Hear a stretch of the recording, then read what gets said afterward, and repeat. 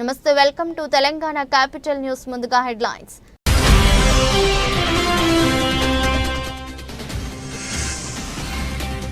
విజయవాడ నగరంలోని ఎంఆర్ఓ కార్యాలయం ఎదుట సిపిఐ ధర్నా. ఇళ్ల స్థలాల నిర్మాణానికి నిధులు కేటాయించాలని డిమాండ్.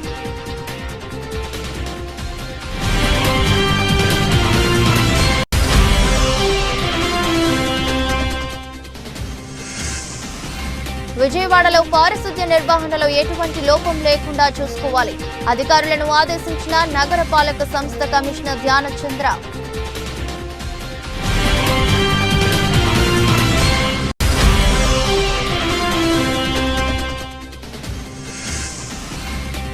రాష్ట్ర వ్యాప్తంగా వెన్నుపోటు దినం నిర్వహిస్తున్నట్లు ప్రకటించిన వైసీపీ అధినేత జగన్. ప్రతి ఒక్కరూ ఈ నిరసనల్లో పాల్గొనాలని పిలుపు.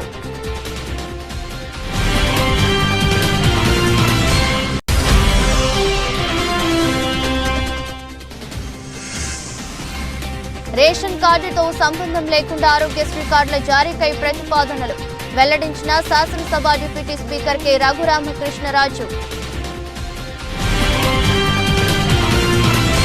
అధికారంలో ఉన్న కూటమి ప్రభుత్వం గత ఎన్నికల ముందు అర్హులైన నిరుపేదలందరికీ టీడ్కో ఇళ్లతో పాటు పట్టణ గ్రామీణ ప్రాంతంలో ప్రతి ఒక్కరికి 2 సెంట్ల నుండి 3 సెంట్ల లోపు నివేద స్థలాలను ఇస్తామని హామీ ఇచ్చి నేటికి ఏడాది పూర్తవుతున్న హామీలను అమలు చేయకపోవడం దారుణమని సిపిఐ రాష్ట్ర కార్యదర్శి రామకృష్ణ కూటమి పరిపాలనపై తీవ్రస్థాయిలో ధ్వజమెత్తారు.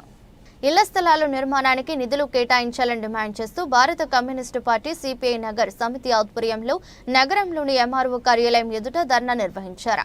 ఈ ధర్నా కార్యక్రమానికి ప్రజలు సిపిఐ కార్యకర్తలు భారీగా చేరుకుని ప్రభుత్వానికి వ్యతిరేకంగా నినాదాలు చేశారు. కార్యక్రమంలో పాల్గొన్న సిపిఐ రాష్ట్ర కార్యదర్శి రామకృష్ణ, ఎన్టీఆర్ జిల్లా కార్యదర్శి దొండపూడి శంకర్, నగర కార్యదర్శి జి కోటేశ్వరరావు తదితరులు పాల్గొని మాట్లాడుతూ గత ఎన్నికలలో అర్హులైన ప్రతి ఒక్కరికి ఇళ్ల స్థలాలతో పాటు గతంలో పూర్తయిన టీడ్కో ఇళ్లను ఇస్తామని హామీ ఇచ్చి అమలు చేయలేదన్నారు. ఇచ్చిన హామీల మేరకు టీడ్కో ఇళ్లను ఇవ్వాలని 3 సెంట్ల స్థలాన్ని కేటాయించి ఇళ్లు నిర్మాణానికి 4 లక్షల రూపాయలు ఇవ్వాలన్నారు. ప్రభుత్వం తక్షణమే స్పందించి ఇళ్ల స్థలాలను కేటాయించడంతో పాటు ఇళ్లు నిర్మాణానికి 4 లక్షల రూపాయలు మంజూరు చేయాలని డిమాండ్ చేశారు. అలా చేయని పక్షంలో పెద్ద ఎత్తున ఆందోళన చేపడతామని హెచ్చరించారు. ఎన్నికల ముందు వాగ్దానాలు ఇస్తారు, ఇచ్చిన వాగ్దానాల్ని విస్మరించడం అనేటటువంటిది పరిపాటి అయిపోయింది. 2014-19 సంవత్సర కాలంలో ఈ రాష్ట్రంలో తెలుగుదేశం ప్రభుత్వం అధికారంలో ఉంది. ఆ సందర్భంగా ఇల్లు లేని వారికి ఇల్లు ఇస్తామని చెప్పి టిట్కో పేరుతోటి 25,000, 50,000, లక్ష రూపాయలు కట్టించుకున్నారు. ప్రజల చేతిలో, లబ్ధిదారుల చేతిలో కాగితాలు ఉన్నాయి, కానీ ఎక్కడా ఇల్లు ఇచ్చినటువంటి దాఖలాలు లేవు. తర్వాత వచ్చినటువంటి జగన్మోహన్ రెడ్డి గారి ప్రభుత్వం టిట్కో ఇళ్ల యొక్క ఊసే ఎత్తల. తర్వాత ఆయన వచ్చి జగనన్న ఇళ్ళు అని చెప్పి ఆయన కూడా ఇంటి కాగితాలు ఇచ్చాడు. 35,000 రూపాయలు కట్టించుకున్నారు. కట్టించుకున్నటువంటి 35,000కి ఈ రోజుకి కూడా అదీ గతి లేనటువంటి పరిస్థితి. కాబట్టి పేదవాడి సొంత ఇంటి కళ అనేది అందని ద్రాక్ష మాదిరిగా మారిపోయింది. కూటమి ప్రభుత్వం 2024 సందర్భంగా చంద్రబాబు నాయుడు గారు, పవన్ కళ్యాణ్ గారు చెప్పారు స్పష్టంగా, మేము అధికారంలోకి వస్తే 2 సెంట్లు నగరాల్లో, గ్రామాల్లో 3 సెంట్లు ఇస్తాం, నిర్మాణానికి 4 లక్షల రూపాయలు ఇస్తామని చెప్పారు. సంవత్సరం అవుతున్నది. కాబట్టి 2019, 2024 యొక్క చరిత్రను మనం గమనంలో తీసుకుంటే భారత కమ్యూనిస్ట్ పార్టీ ఆధ్వర్యంలో రాష్ట్ర వ్యాప్తంగా సూపర్ 6 వాగ్దానాలు అమలు చేయాలని డిమాండ్ చేస్తూ మండల రెవెన్యూ కార్యాలయాల దగ్గర పెద్ద ఎత్తున ధర్నా కార్యక్రమాలు చేపట్టాం. ఎందుకంటే చంద్రబాబు నాయుడు గారి కూటమి ప్రభుత్వం ఏర్పడి రేపు జూన్ 12వ తేదీ నాటికి సరిగ్గా సంవత్సరం కావస్తూ ఉంది. మరి సంవత్సర కాలంలో ఒక పెన్షన్ల మినహా ఏ ఒక్క డిమాండ్ కూడా నెరవేర్చలేదు, ఏ ఒక్క హామీని కూడా అమలు పరచనందువల్ల ఇవాళ అటు గ్రామీణ ప్రాంతాల్లో ఉన్న రైతులు, పట్టణాల్లో ఉన్నటువంటి పేద ప్రజలందరూ కూడా తీవ్రంగా అసంతృప్తి లోనవుతూ ఉన్నారు. ఈరోజు స్పష్టంగా ప్రభుత్వాన్ని మేము డిమాండ్ చేస్తూ ఉన్నాం. ఆ రోజు ఎన్నికల సందర్భంగా మీరు ఏ వాగ్దానాలు అయితే చెప్పారో ఆ వాగ్దానాలన్నీ కూడా అమలు చేయాల్సిన బాధ్యత మీ పైన ఉంది. ఎందుకంటే ఆ రోజు చాలా క్లియర్గా చెప్పారు ముఖ్యమంత్రి గారు, గ్రామీణ ప్రాంతాల్లో 3 సెంట్లు ఇస్తాం, పట్టణాల్లో 2 సెంట్లు ఇస్తాం, ఇంటి నిర్మాణానికి 4 లక్షల రూపాయలు ఇస్తామని చెప్పారు. కానీ ఇవాళ మీరు ఎక్కడ ఇచ్చిన పాపాన పోలే 26 జిల్లాల్లో ఎక్కడ కూడా ఇంటి స్థలాల కోసం మీరు స్థల సేకరణ కూడా చేయడం లేదు.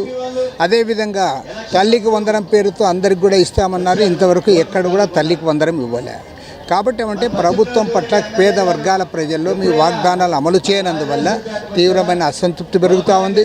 గ్రామీణ ప్రాంతాల్లో కష్టపడి పనిచేస్తూ గత ప్రభుత్వంలో అభివృద్ధికి నోచుకొని విజయవాడ సెంట్రల్ నియోజకవర్గాన్ని అభివృద్ధి పదంలో నడిపిస్తామని విజయవాడ సెంట్రల్ నియోజకవర్గంలోని పలు ప్రాంతాలలో పెండింగ్ లో ఉన్న ఆర్ఓబి ఆర్యూబీల నిర్మాణానికి కృషి చేస్తామని విజయవాడ ఎంపీ కేశినేని శివనాథ్ హామీ ఇచ్చారు.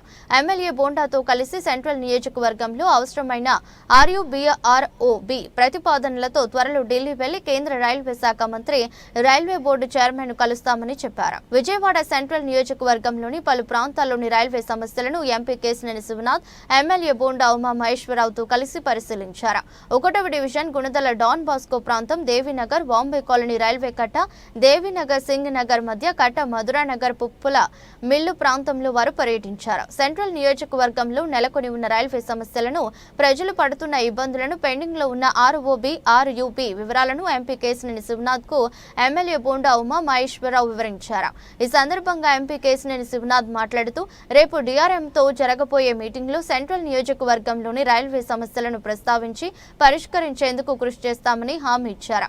ఎమ్మెల్యే బోండాతో కలిసి సెంట్రల్ నియోజకవర్గంలో అవసరమైన ఆర్యూబీ ఆర్ఓబీ ప్రతిపాదనలతో త్వరలో ఢిల్లీ వెళ్లి కేంద్ర రైల్వే శాఖ మంత్రి రైల్వే బోర్డు చైర్మన్ ను కలుస్తామని వివరించారు. విజయవాడ సెంట్రల్ నియోజకవర్గంలో అవసరమైన ప్రాంతాల్లో పెండింగ్ లో ఉన్న ఆర్ఓబీ ఆర్యూబీల నిర్మాణానికి కృషి చేస్తామని తెలిపారు.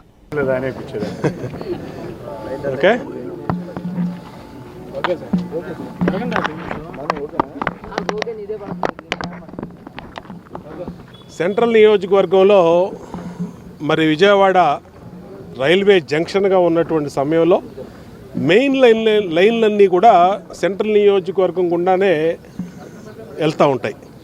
ఇటు హౌరా టు హైదరాబాద్ కానీ బాంబే కానీ మరి మెయిన్ లైన్లన్నీ కూడా దీంట్లోనే వెళ్తాయి. ఇక్కడ దాదాపు 6 ఫ్లైఓవర్లు అవసరం ఉంది, 6 రైల్ ఓవర్ బ్రిడ్జ్లు, అలాగే 3-4 రైల్ అండర్ బ్రిడ్జ్లు ఆర్యూబీలు కూడా అవసరం ఉంది. గతంలో నేను ఎమ్మెల్యేగా ఉన్నప్పుడు మధురానగర్ డబుల్ లైను ఆర్యూబీని తీసుకొచ్చాం. అలాగే బుడమేరు దగ్గర ఒక ఆర్యూబీని పూర్తి చేసాం. దాని తర్వాత గత 5 సంవత్సరాల్లో ప్రభుత్వం ఎక్కడా పట్టించుకోలే. ఇవాళ మళ్ళీ తెలుగుదేశం ప్రభుత్వం వచ్చినాక, చంద్రబాబు నాయుడు గారు తిరిగి ముఖ్యమంత్రి అయినాక, పార్లమెంట్ సభ్యులు కేశినేని శివనాథ్ చిన్ని గారి సహకారంతో ఇవాళ అన్ని ప్రాజెక్టులని కూడా టేకప్ చేసాం. దీంట్లో గుణదల దగ్గర ఉన్నటువంటి డఫ్ అండ్ డమ్ స్కూల్ దగ్గర ఉన్నటువంటి రైల్వే గేటు 316 ఆల్రెడీ శాంక్షన్ వచ్చింది. అలాగే ఆర్ఓబి 2009లో మొదలుపెట్టి పెండింగ్లో ఉన్నటువంటి ఆర్ఓబి ఒలోచార్ కంపెనీ దగ్గరది ఇవాళ ఆల్మోస్ట్ టెక్నికల్ క్లియరెన్స్ అన్నీ కూడా అయిపోయి అది కూడా ఇంకొక 20 రోజుల్లోనో నెల రోజుల్లోనో స్టార్ట్ చేయబోతా ఉన్నాం. అంటే 2 ఫ్లైఓవర్లు అయిపోయినాయి. మూడోది పప్పుల మిల్లు దగ్గర ఒక ఆర్ఓబి కావాలి. దానికి కూడా మొన్న జాయింట్ ఇన్స్పెక్షన్ రైల్వే అధికారులు, మా డిపార్ట్మెంట్ స్టేట్ గవర్నమెంట్ అధికారులు అందరూ కూడా చేస్కారం. విజయవాడ నగరంలో ముఖ్యంగా సెంట్రల్ నియోజకవర్గంలో రైల్వేకి సంబంధించి పలు ఆర్ఓబీలు ఆర్యూబీలు పెండింగ్ ఉన్నాయి. అందులో చాలా మట్టుకి గత 2014 నుంచి 19 నుంచి వరకు బోండా ఉమా గారు ఎమ్మెల్యేగా ఉన్న కాలంలోనే మనం చూస్తే చాలా రోడ్లే కాకుండా మనం సత్యనారాయణపురంలో ఆర్యూబీలు కూడా కంప్లీట్ చేయడం జరిగింది. వీటన్నిటికీ తోడు ఈ గుందల ప్రాంతం కానీ డివిజన్ 30వ నెంబర్ డివిజన్లో కానీ ఈ Bombay colony connection, Ayodhya Nagar Ranibabu colony connection కానీ ఆర్యూబీలు కానీ ఆర్ఓబీలు కానీ అన్నిటికీ కూడా రేపు డిఆర్ఎం గారితో నేను గౌరవ శాసనసభ్యులు బోండా ఉమ్మ గారు కలిసి మీటింగ్ ఏర్పాటు చేశాం.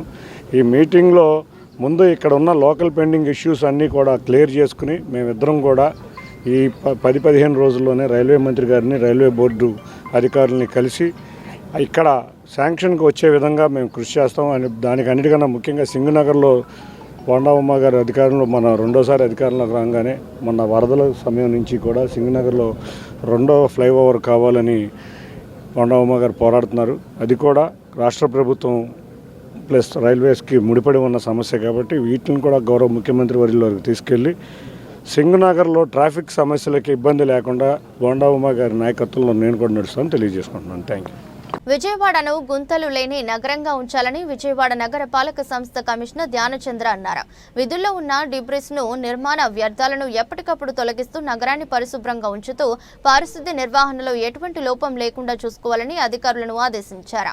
మంగళవారం ఉదయం తన పర్యటనలో భాగంగా Mahatma Gandhi road, Loyola college road, bench circle, వారధి పరిసర ప్రాంతాలను క్షేత్రస్థాయిలో పరిశీలించారు. ఆ ప్రాంతాలలో జరుగుతున్న పారిశుద్ధ్య నిర్వహణ, డీసిల్టింగ్ పనులు పరిశీలించారు. ఈ సందర్భంగా కమిషనర్ మాట్లాడుతూ నగరంలో ఉన్న గుంతలను ఎప్పటికప్పుడు పూరుస్తున్నప్పటికీ కొత్తగా ఏర్పడుతున్న పాట్ హోల్స్ ను ఎప్పటికప్పుడు గుర్తించి గుంతలు లేని నగరంగా విజయవాడ నగరపాలక సంస్థను ఉంచాలని అధికారులను ఆదేశించారు. విధుల్లో ఉన్న డిబ్రిస్ ను నిర్మాణ వ్యర్థాలను ఎప్పటికప్పుడు తొలగిస్తూ నగరాన్ని పరిశుభ్రంగా ఉంచుతూ పారిశుద్ధ్య నిర్వహణలో ఎటువంటి లోపం లేకుండా చూసుకోవాలని అన్నారు.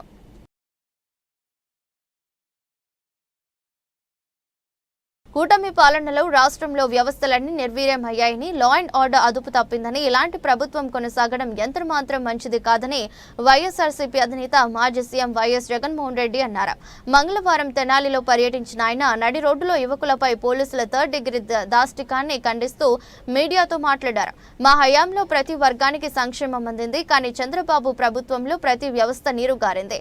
ఫీజు రియంబర్స్మెంట్ కింద 3,600 కోట్ల రూపాయలు బకాయిలు పేరుకుపోయాయి. విద్యారంగం పూర్తిగా నాశనమైంది. వైద్య రంగం దివాలా తీసింది. రైతు భరోసా లేదు, ఉచిత పంటల బీమా, ఈ క్రాప్ లేదు. ఇలాంటి ప్రభుత్వం కొనసాగడం ఏమాత్రం మంచిది కాదు. ఎంత త్వరగా సాగనంపితే ప్రజలకు అంత మేలు. రేపు రాష్ట్ర వ్యాప్తంగా వెన్నుపోటు దినం నిర్వహిస్తున్నాం. ప్రతి ఒక్కరూ ఈ నిరసనలో పాల్గొనాలి అని జగన్ పిలుపునిచ్చారు.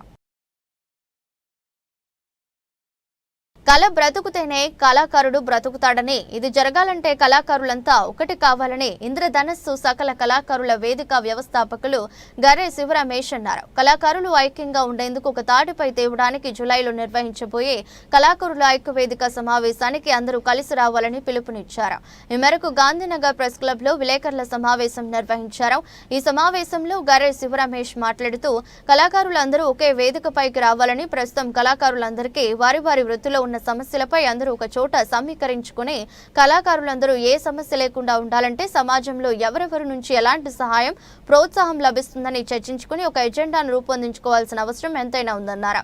ఈ సమావేశంలో ఘంటసాల కల్చరల్ వ్యవస్థాపకులు సినీ డైరెక్టర్ ఎస్కే హుసేన్ మాట్లాడుతూ రేపు జూలై నెలలో విజయవాడ వన్ టౌన్ లో ఇంద్రధనస్సు సకల కళాకారుల ఐక్య వేదికపై రాష్ట్ర వ్యాప్తంగా కళాకారులందరూ ఒకచోట కలిసి సమావేశం ఏర్పాటు చేసుకోవాలని నిర్ణయించుకోవడం జరిగిందని, త్వరలో ఆ కార్యక్రమం పూర్తి వివరాలను మీకు తెలుపుతామని ఆయన అన్నారు. సమావేశం అనంతరం కళకు కలం తోడు అనే నినాదానికి మద్దతుగా ఏపీయూడబ్ల్యూజే అధ్యక్షులు చావా రవి, సెక్రటరీ దారం వెంకటేశ్వరరావు చేతుల మీదుగా ఇంద్రధనస్సు ఐక్య వేదిక పేరును ప్రారంభించడం జరిగింది. కార్యక్రమంలో ఆర్కే అమరావతి ఎంటర్టైనర్స్ అధినేత రోహిణి కాంత్ చిన్ని, విజయవాడ జనసేన పార్టీ 47వ డివిజన్ అధ్యక్షులు సినీ నటులు Vempalli Gaurishankar, Kala Tapassu dance academy chairman dance master CH Ramesh, mega movie association అధ్యక్షులు NS Naidu, movie director Siva, Nakshatra Kalavedika అధ్యక్షుల పరపర్ల సురేష్ తదితరులు పాల్గొన్నారు. ముందుగా ప్రింట్ అండ్ ఎలక్ట్రానిక్ మిత్రులందరికీ అందరికీ స్వాగతం, అభినందనలు తెలుపుతున్నాను. మీరందరూ పిలిచిన వెంబడే వచ్చినందుకు. అలాగే ఇప్పుడు పెట్టిన ప్రెస్ మీట్ కారణం ఏంటంటే, నేను జర్నలిస్ట్గా ఒక 12 సంవత్సరాల నుంచి ఇక్కడ జర్నలిస్ట్గా ఉన్నాను మీతో పాటు. అయితే ఈ జర్నలిస్ట్ వెళ్ళే క్రమంలో నేను కళాకారుని అవుదామని చెప్పి ఉద్దేశంతో ఈ జర్నలిజంలో కళాకారులు ఏంటి అనేది కూడా నేను చూస్తున్నప్పుడు కళాకారుల యొక్క కష్టాలు నేను చూశాను. నేను చాలా వరకు కళ ఉంది కానీ వాళ్ళు ఎందుకు ఒకరి దగ్గర అడిగే పరిస్థితి ఎందుకు వస్తుంది, అసలు ఈ టాలెంట్ ఉంది కదా, ప్రతి ఒక్క టాలెంట్ ఉన్నప్పుడు ఎందుకు వీళ్ళు ఎంత వెనుకబడి ఉన్నారు అనే దాని మీద నేను 2-3 సంవత్సరాలుగా ఏదో ఒక కార్యక్రమం చేసుకుంటూ వచ్చాను. కానీ అందరూ కూడా సహకారం ఉండాలి, అందరూ ఐక్యంగా ఉంటే కళాకారుల యొక్క సమస్యలు మనం ఏదైనా పరిష్కరించవచ్చు అనే ఒక ఉద్దేశంతో బయట వ్యాపార ప్రకటనలు ఇవ్వడానికి చాలా సంస్థలు ఉన్నాయి. వాళ్ళు కార్యక్రమాలు చేసుకోవడానికి వాళ్ళకి ఒక కంటెంట్స్ కావాలి. కళాకారులు ఉన్నప్పుడు వాళ్ళని కూడా మనం ఒకటిగా చేస్తే కళకి కలం తోడు అన్నట్టుగా మన జర్నలిజం కూడా కళాకారులకి తోడైతే వాళ్ళని కొంచెం మెరుగుపరచు, పైకి తీసుకురావచ్చు అనే ఆలోచన మీద నేను ఒక కార్యక్రమం సార్, నా పేరు గౌరీశంకర్. నేను నాటకాల్లో కూడా సినిమాల్లో చిన్న చిన్న క్యారెక్టర్లు చేసే అనుభవం నాకుంది. ముఖ్యంగా ప్రెస్ వాళ్ళకి అలాగే ప్రింట్ మీడియా, ఎలక్ట్రికల్ మీడియాలకు ధన్యవాదాలు. అలాగే నన్ను ఈ కార్యక్రమానికి పిలిచి ఇక్కడ మాట్లాడే అవకాశం ఇచ్చిన రమేష్ గారికి కూడా ధన్యవాదాలు. ఈ కార్యక్రమం ఎంత గొప్పదంటే ఆంధ్రప్రదేశ్ ఇడిపోయినాక ఆంధ్రప్రదేశ్లో కళారంగానికి కొంచెం మైనస్ అయితే నడుస్తుంది. అలాంటిది ఈ గవర్నమెంట్ వచ్చినాక ఎన్నో అవకాశాలు కళాకారులకి ఈ గవర్నమెంట్ కల్పిస్తుంది కాబట్టి ఆ భాగంలో ఈ కార్యక్రమం కూడా కళాకారులు అన్నకి ఒక బలమైన కార్యక్రమం కాబట్టి నాకు కూడా ఈ కార్యక్రమం పెట్టడం ఎంతో ఆనందం. ఎందుకంటే చాలామంది కళల్లో బోల్డ్ కళాకారులు ఉన్నారు, కల్చరల్ ప్రోగ్రామ్ అనేక రకంగా. వాళ్ళందరికీ ఆదరణ అన్నది ఎక్కడ గుర్తింపు లేదు.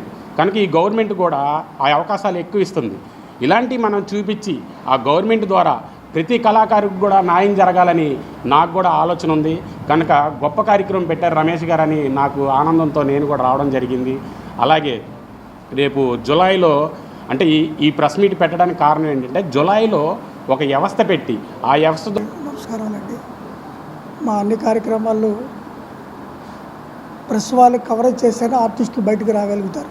మెయిన్ ఏంటంటే మాకు కావాల్సింది ఏంటంటే మీరు ప్రతి ప్రోగ్రాంలో కళాకారుడు వెళ్తున్నాడు, కానీ వాళ్ళని జనాలు గుర్తిస్తలా అంటే ఎక్కడో చేశారండి. ప్రతి కళాకారుని గుర్తించడం కోసం ఈ కార్యక్రమం పెట్టామండి. ఈ కార్యక్రమం రేపు జూలైలో భారీ ఎత్తున చేయాలని ఆలోచనలో ఉన్నాము. అంటే దీనికి ఏంటంటే గవర్నమెంట్ ఇంతకుముందు ఒక కార్డు రిలీవ్ చేసింది, ఆర్టిస్ట్ కార్డు. ఆ ఆర్టిస్ట్ కార్డు లాంటిది మా గౌరవనీయులు చంద్రబాబు నాయుడు గారు అప్పుల్లో పెట్టారు. మళ్ళీ అది కూడా పెడితే మాకెంతో సంతోషం అని ఆలోచిస్తూ మేము అడుగుతున్నాం. అంతే సార్. వైసీపీ హయాంలో గిరిజనులకు తీవ్ర అన్యాయం జరిగిందని టీడీపీ గిరిజన నేత కొండారెడ్డి నరహరి వరప్రసాద్ వెల్లడించారు. కూటమి ప్రభుత్వం వచ్చిన తర్వాత గిరిజనులకు అన్ని విధాల న్యాయం చేసేందుకు చర్యలు తీసుకుంటుందని పేర్కొన్నారు. రాష్ట్రానికి తీవ్ర అన్యాయం చేసిన వైసీపీ చంద్రబాబు పాలనను వెన్నుపోటు పాలన అని వ్యాఖ్యానించడం పట్ల తీవ్ర అభ్యంతరం వ్యక్తం చేశారు. గాంధీనగర్ ప్రెస్ క్లబ్ లో టీడీపీ గిరిజన ఆత్మీయ సదస్సు జరిగింది. కార్యక్రమంలో పాల్గొన్న టీడీపీ గిరిజన నాయకులు కొండారెడ్డి నరహరి వరప్రసాద్ మాట్లాడుతూ వైసీపీ హయాంలో గిరిజనులకు తీవ్ర అన్యాయం జరిగిందని, ఎన్నికలకి 2 సంవత్సరాలకు ముందు చంద్రబాబును లోకేష్ ను కలిసి వివరించామని చెప్పారు. గిరిజనులలో వారికి జరుగుతున్న అన్యాయంపై అవగాహన కల్పించామని చెప్పారు. ఎన్నికల్లో గిరిజనులు ఒక తాటిపై ఉండి కూటమి గెలుపుకు కృషి చేశారన్నారు. వైసీపీ హయాంలో రాష్ట్రాన్ని అధోగతి పాలు చేసిన జగన్ చంద్రబాబు పాలనను వెన్నుపోటు పాలన పై సరైనది కాదని అన్నారు. బాబు గారి ఆధ్వర్యంలో ఆయన ఆదేశాల మేరకు ఎలక్షన్ ముందు రాష్ట్రంలోని గిరిజన ఆవాసాలు, గిరిజన ప్రాంతాల్లో ఉన్న గిరిజనుల కష్ట నష్టాలు తెలుసుకొని వైసీపీ ప్రభుత్వంలో జగన్మోహన్ రెడ్డి అరాచక పాలనలో గతంలో తెలుగుదేశం ప్రభుత్వంలో ఇచ్చిన సంక్షేమ పథకాలన్నిటినీ రద్దు చేయడం, సప్లాన్ నిధులని దారి మళ్లించడం, గిరిజనులపైన చాలా చిన్న చూపు చూసి వారి అభివృద్ధికి ఆటంకం కలిగించి వారిని 20 సంవత్సరాలు వెనక్కి తీసుకొని వెళ్ళి వాళ్ళ అభివృద్ధిని కుంటుపడిచిన జగన్మోహన్ రెడ్డి చేసిన అరాచకాలన్నిటినీ ఎప్పటికప్పుడు నారా లోకేష్ బాబు గారికి తెలియజేస్తూ ఆ ప్రాంతాల్లో నివసించిన గిరిజనులకి మనోధైర్యం పెంచి తిరిగి నారా చంద్రబాబు నాయుడు గారు వస్తే ఆయన ఇచ్చిన సంక్షేమ పథకాలతో మీరు సుభిక్షంగా ఉంటారని వారిని బలోపేతం చేసి 2024 ఎలక్షన్లో జగన్మోహన్ రెడ్డిని గద్దె దింపిన ఘనత ఈ గిరిజన పర్యాటకులు. తెలుగుదేశం పార్టీ విభాగంతో అనుసంధానమై వీరందరూ అనేక ప్రాంతాల రాష్ట్రంలో పర్యటించి మా టీంలో ఉండి వీళ్ళు గిరిజనుల్ని బలోపేతం చేయడం జరిగింది. అందుకు గాను జేఈఈ అడ్వాన్స్ 2025 ఫలితాలలో ఆకాష్ విజయవాడ బ్రాంచ్ విద్యార్థులు జాతీయ స్థాయిలో ర్యాంకులు సాధించారని Aakash educational services limited assistant director CHVS Naresh అన్నారు. జేఈఈ అడ్వాన్స్ లో జాతీయ స్థాయి ర్యాంకులు సాధించిన విద్యార్థులకు అభినందన సభ మంగళవారం బెన్ సర్కిల్ వద్ద గల ఆకాష్ విద్యా సంస్థల వద్ద జరిగింది. ఈ సందర్భంగా నరేష్ మాట్లాడుతూ జేఈఈ ఫలితాలలో విజయవాడ బ్రాంచ్ విద్యార్థి ఏరువ మధుసూదనారావు ఆల్ ఇండియా 1720 ర్యాంకు సాధించారని అన్నారు. మరో విద్యార్థి ఉజ్వల్ బాపన్న దొరకు 5093 ర్యాంకు, నిదేశ్ యామినేని 6341 ర్యాంకు సాధించినట్లు తెలిపారు. అలాగే సూర్య లోకేష్, కల్లూరి వి ఆశ్రిత, సాగి రజిత, దేవనబోయిన స్వాతి, నితీష్ రామ్ సుంకర జాతీయ స్థాయి ర్యాంకులు సాధించారని అన్నారు. ఆకాష్ విద్యా సంస్థలు అందిస్తున్న కరికులం అధ్యాపకుల బోధన వల్లనే చక్కటి ఫలితాలు సాధించినట్లు తెలిపారు. ప్రతి విద్యార్థి ఐఐటీలో ర్యాంక్ సాధించే విధంగా తమ సంస్థ ప్రత్యేకంగా శిక్షణ అందిస్తున్నామని అన్నారు. విజయవాడ శాఖ నుండి 23 మంది విద్యార్థులకు పైగా ఐఈఐటీలో సీటు సాధించారని అన్నారు. ఆకాష్ విద్యా సంస్థలు అందిస్తున్న విద్యా విధానం వల్లనే అన్ని ఫలితాలలో మంచి మార్కులు సాధించారని అన్నారు. కార్యక్రమంలో కృష్ణా గుంటూరు క్లస్టర్ హెడ్ మహేంద్ర, విద్యార్థులు, వారి తల్లిదండ్రులు తదితరులు పాల్గొన్నారు. Everybody, this is Naresh, Assistant Director from Vijayawada Akash branches. ఈ రోజున ఆల్ ఇండియా జేఈఈ అడ్వాన్స్ ర్యాంకులు మన విజయవాడ బ్రాంచ్ నుంచి 23 మంది క్వాలిఫై అయిన సందర్భంగా ఈ వేడుక జరుపుకుంటున్నాము. దీనిలో గమనించినట్లయితే ఆకాష్ ఇన్స్టిట్యూషన్ నుంచి 2025 అడ్వాన్స్ ర్యాంకులు తీసుకున్నట్లయితే టాప్ 100లో 12 మెంబర్స్ క్వాలిఫై అయ్యారు, టాప్ 200లో 20 మెంబర్స్, టాప్ 500లో 56 members all India ranks qualify అయ్యారు. అండ్ టాప్ 1000 మెంబర్స్ తీసుకున్నట్లయితే 122 మెంబర్స్ ఇప్పటివరకు అందిన ఫలితాలను బట్టి క్వాలిఫై అయిన వాళ్ళ నెంబర్ అన్నమాట. సో అదేవిధంగా మన విజయవాడ బ్రాంచ్ నుంచి కానీ గమనించినట్లయితే Madhusudan Reddy, the best hard worker and clever, ultimately 2 years 11th and 12th ఇక్కడ హాస్టల్లో ఉండి కష్టపడి చదివి 1720 ఆల్ ఇండియా ర్యాంక్ సంపాదించాడు. కేటగిరీ ర్యాంక్ తీసుకున్నట్లయితే 153 rank. Good afternoon everyone. So first of all Vijayawada media మిత్రులందరికీ thank you so much for giving this great opportunity. So ఇది మనకు అడ్వాన్స్ రిజల్ట్స్ మనకు కంప్లీట్ అయ్యాయి. సో మనకేంటంటే మన విజయవాడ ఎంటైర్ ఏపీలోనే మన విజయవాడలో మధుసూదన్ రెడ్డి అని అతనికి ఒక మంచి ర్యాంకు సాధించినందుకు ఫస్ట్ ఆఫ్ ఆల్ కంగ్రాచులేషన్స్ చెప్తున్నాను. సో ఇదంతా ఈ రిజల్ట్స్ రావడం గల కారణము మన ఆకాష్ ఫ్యాకల్టీస్ మాత్రము. సో మనకేంటంటే మన engineering faculties as well as assistant director Naresh sir కూడాను, సో అందరూ ఒక టీం వర్క్ చేసి ఇంత మంచి రిజల్ట్స్ అనేది మనకు ఇచ్చారు. So thank you so much sir. And so ఇలాంటి రిజల్ట్స్ ఇంకా ఇవ్వాలని మేము ఆశపడుతున్నాము. సో మన క్యాంపస్లో మన దగ్గర 3 క్యాంపసెస్ ఉన్నాయి. ఒకటి girls integrated campus, day scholar campus and boys integrated campus. So మీకు అందరికీ Y Madhusudan Reddy. I secured all India rank 1720 in JEE Advanced 2025. I did my 2-year JEE program in Akash Institute Vijayawada branch. Your faculties are very good and the curriculum given by Akash is very good. There are different types of tests conducted here, UT, term test.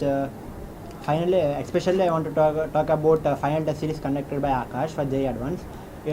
It consists of 2 codes, Code A and Code B.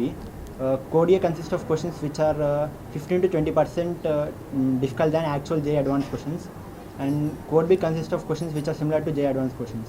On writing around 25 tests for JEE Advanced mock test. It gives exposure to different types of questions, and you can create your own exam strategy so that you will perform well in your final exam. How did you feel and what is your achievement? On the day of I wanted to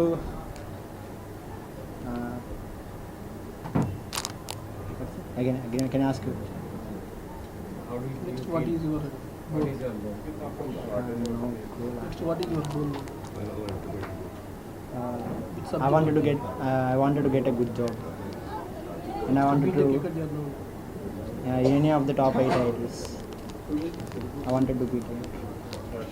I am Ujjwal. I have secured 5093 rank in JEE Advanced 2025. I have studied in Akash Vijayawada branch. For securing this rank, my teachers have motivated every time, and after conducting these test results, they have consulted me and asked what is your problems. They have cleared my problems every time, and I am feeling good. It was somewhat good rank for me to get 5000 rank. I have to choose CSC branch in any of IITs. This is Ashrita. I have secured 6,205 marks in JEE Advanced. It is OBC rank, not general rank. And I actually wanted to secure a seat in aerospace engineering, but with my current marks, I couldn't get into it. So I am trying for other colleges which can offer me that branch. And Akash is a very good institute. The faculty here are very experienced and they help you and they guide you very well. Thank you. I secured 3,500 rank in advanced exam. Now I wanted to tell about Akash Institute. It supports a lot and the faculty are very much supportive.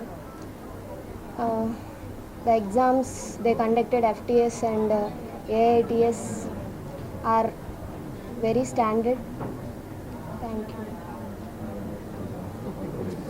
తెల్ల ration కార్డుతో సంబంధం లేకుండా ఎన్టీఆర్ ఆరోగ్యశ్రీ కార్డులను జారీ చేస్తే ration బియ్యం smuggling ను పూర్తి స్థాయిలో అరికట్టే అవకాశం ఉంటుందని ఆంధ్రప్రదేశ్ శాసనసభ పిటిషన్ల కమిటీ అభిప్రాయపడుతున్నట్లు ఆ కమిటీ చైర్మన్ మరియు ఆంధ్రప్రదేశ్ శాసనసభ డిప్యూటీ స్పీకర్ కె రఘురామకృష్ణంరాజు తెలిపారు. ఇదే విషయాన్ని ప్రస్తావిస్తూ రాష్ట్ర ప్రభుత్వానికి తమ కమిటీ త్వరలోనే ప్రతిపాదనలు పంపనున్నట్లు ఆయన తెలిపారు. మంగళవారం రాష్ట్ర శాసనసభలో ప్రాంగణంలోనే తమ ఛాంబర్లో కమిటీ సభ్యులు అనకాపల్లి ఎమ్మెల్యే కొనతాల రామకృష్ణ మరియు విశాఖపట్నం ఉత్తర ఎమ్మెల్యే పి విష్ణుకుమార్ రాజుతో కలిసి ఆయన పాత్రికేయులతో మాట్లాడుతూ ఈ విషయాన్ని వెల్లడించేశారు.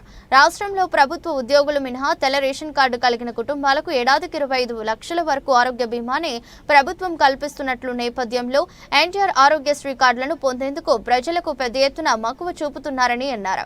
ఇందుకై వారికి తెల్ల రేషన్ కార్డు అవసరం లేకపోయినా పొందుతున్నారన్నారు. ప్రతి ప్రభుత్వ పథకాన్ని తెల్ల రేషన్ కార్డే ప్రతిపాదికగా తీసుకోవడం వల్ల తెల్ల రేషన్ కార్డు అవసరం లేని వారు కూడా ఈ కార్డును తీసుకోవడం వల్ల రేషన్ బియ్యం దుర్వినియోగం అవ్వడమే కాకుండా భారీ ఎత్తున రేషన్ బియ్యం స్మగ్లింగ్ కు దారితీస్తున్నట్లు ఆయన తెలిపారు. సమావేశం మేమందరం పెద్దలు కొంతాల్ గారు, విష్ణుకుమార్ రాజు గారు, శ్రీధర్ రెడ్డి గారు సభ్యులు వాళ్ళు ముందు వెళ్ళిపోయారు. అయిన వెంటనే మేమందరూ కూర్చుని కూలంకషంగా చర్చించడం జరిగింది. హెల్త్ కార్డుకి వైట్ కార్డుకి ఎటువంటి లింకు లేకుండా దాన్ని రేషన్ కార్డ్ అని పేరు పెట్టి హెల్త్ కార్డ్ని సపరేట్గా ట్రీట్ చేయాలి. దీని క్రైటీరియా డిఫరెంట్గా ఉండాలి. అలాగే ఈ మధ్య ముఖ్యమంత్రి గారు కూడా ప్రజలందరికీ ఎక్సెప్ట్ గవర్నమెంట్ ఎంప్లాయీస్ తప్ప, ఎందుకంటే వాళ్ళకి ఇతర సదుపాయాలు ఉన్నాయి కాబట్టి ఈ ఎక్స్పోర్ట్ వ్యవహారాలు, బియ్యం స్మగ్లింగ్ అంటారు, సరే పారబోసే బదులు విదేశాలకి ఎగుమతి ఏదైనా అనుకోండి, అది అక్కర్లేని అవసరం లేకుండా మనం ఈ బియ్యం ఇచ్చినందువల్ల వచ్చిన పరిస్థితి కాబట్టి ఈ హెల్త్ కార్డ్ని అందరికీ వర్తింపజేస్తాం. ఆరు ఎక్కువ మందికి ఇప్పుడు 1,48,000 అంటే ఆ సంవత్సరం ఒక వ్యక్తికే 20 లక్షలు అవసరం అయిందనుకో, అందరికీ ఒకేసారి గుండెపోట్లు వచ్చేవి కదా ఇంట్లో ఉన్న వాళ్ళకి.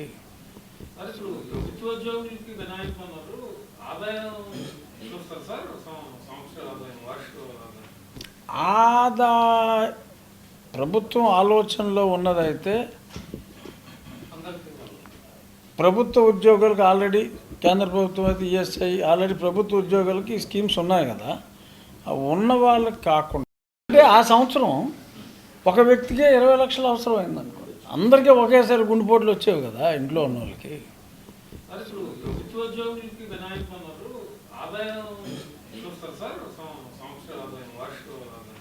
ఆదా ప్రభుత్వం ఆలోచనలో ఉన్నదైతే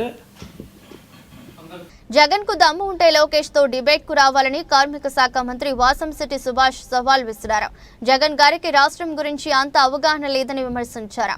గత 5 ఏళ్ల పాలనలో వైసీపీ అవినీతి చేసి అవన్నీ ఒక్కొక్కటిగా బయటకు వస్తున్న తరుణంలో డైవర్ట్ పాలిటిక్స్ కు తెరలేపుతున్నారన్నారు.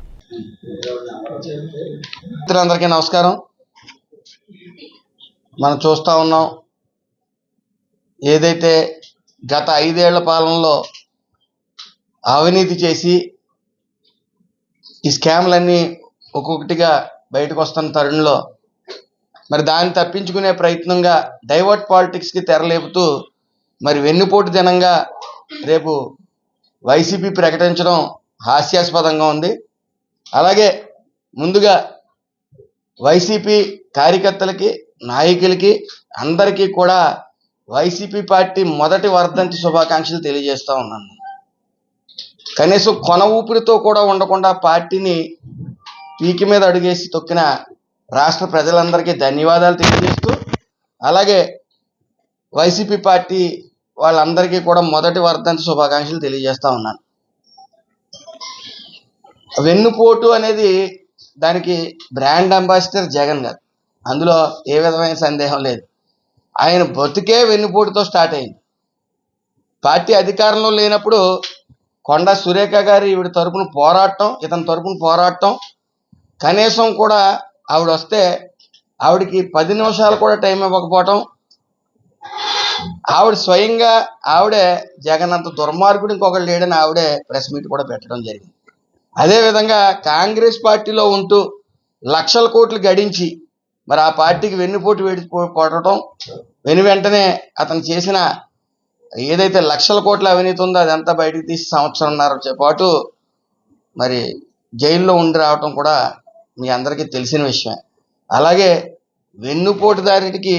వెన్నుపోటుదారుడిగా ఆయనకి ఒక ప్రత్యేక స్థానం, నాకు తెలిసి దేశంలోనే ప్రత్యేక స్థానం ఆయన సొంతం. ఆయన ఉన్నాడో ఆయన సీట్ ఇవ్వడం కోసం వాళ్ళ బాబు. వార్తలు ముగించే ముందు మరోసారి హెడ్లైన్స్.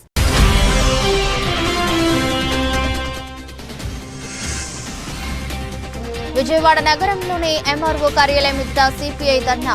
ఇళ్ల స్థలాల నిర్మాణానికి నిధులు కేటాయించాలని డిమాండ్.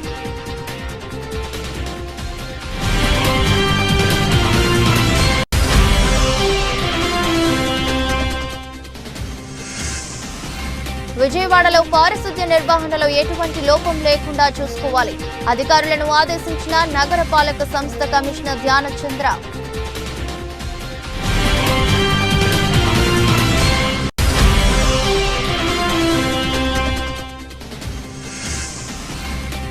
రాష్ట్ర వ్యాప్తంగా వెన్నుపోటు దినం నిర్వహిస్తున్నట్లు ప్రకటించిన వైసీపీ అధినేత జగన్. ప్రతి ఒక్కరూ ఈ నిరసనల్లో పాల్గొనాలని పిలుపు.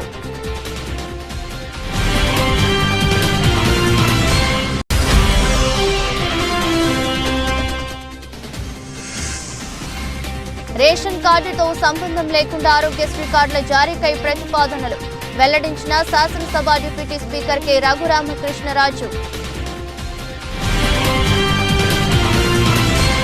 ఎదురస్ట్ బులెటిన్ మరో బులెటిన్లో మళ్ళీ కలుద్దాం. అంతవరకు సెలవు. నమస్కారం.